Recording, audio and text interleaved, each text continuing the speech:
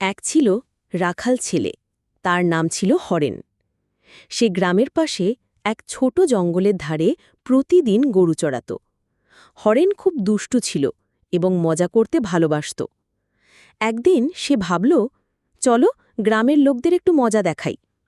সে জোরে চিৎকার করতে লাগল, বাঁচাও বাঁচাও, বাঘ এসেছে, বাঘ আমার গরুগুলো খেয়ে ফেলবে। গ্রামের লোকেরা হাতের কাজ ফেলে দৌড়ে এলো। কেউ হাতে লাঠি, কেউ দা, কেউ টর্চ নিয়ে ছুটে এলো হরেনকে বাঁচাতে। কিন্তু এসে দেখে কোথাও কোনো বাঘ নেই। হরেন তখন হেসে কুটিকুটি, আরে ভাই, তোমরা এত সহজে বিশ্বাস করে ফেললে, আমি তো শুধু মজা করছিলাম।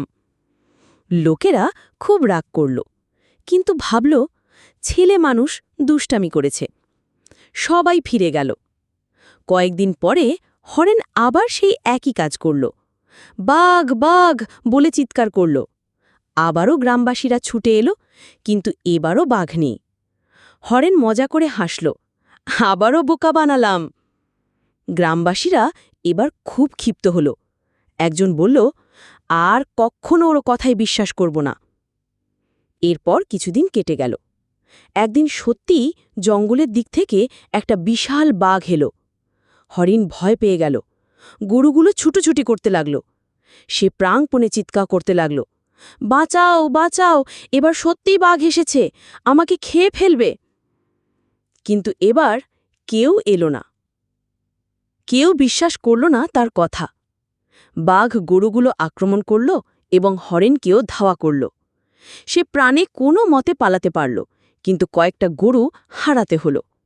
গ্রামে ফিরে সে কান্নায় ভেঙে পড়ল। বলল, আমি মিথ্যে বলার বড় ভুল করেছি, কেউ বিশ্বাস করে না এখন।